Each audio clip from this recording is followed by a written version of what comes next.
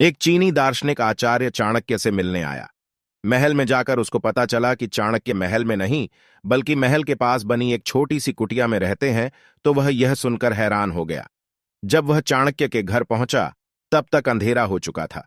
घर में प्रवेश करते समय उसने देखा कि तेल में दीप्यमान एक दीपक के प्रकाश में चाणक्य कोई ग्रंथ लिखने में व्यस्त हैं।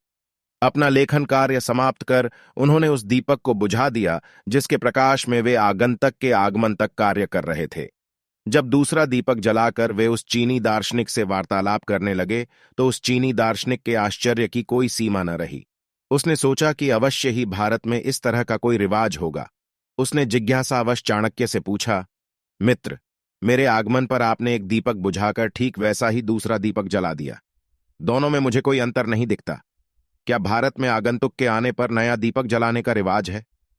चाणक्य का उत्तर सुनकर आपको समझ आ जाएगी वो कितने बड़े देश भगत थे।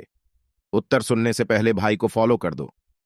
प्रश्न सुनकर चाणक्य मुस्कुराए और उत्तर दिया, नहीं मित्र, ऐसी कोई बात नहीं।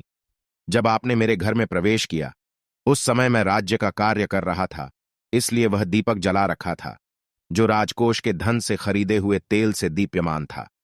किंतु अब मैं आपसे वार्तालाप कर रहा हूं। यह मेरा व्यक्तिगत वार्तालाप है। इस दीपक में मेरी तनख्वाह से खरीदा हुआ तेल डला है, अतः मैं उस पहले दीपक का उपयोग नहीं कर सकता, क्योंकि ऐसा करना राजकोष की मुद्रा का दुरुपयोग होगा। बस यही कारण है कि मैंने दूसरा दीपक जला लिया। स्वदेश प्रेम का अर्थ है अपने देश की वस्तु की अपनी वस्तु के समान रक्षा करना।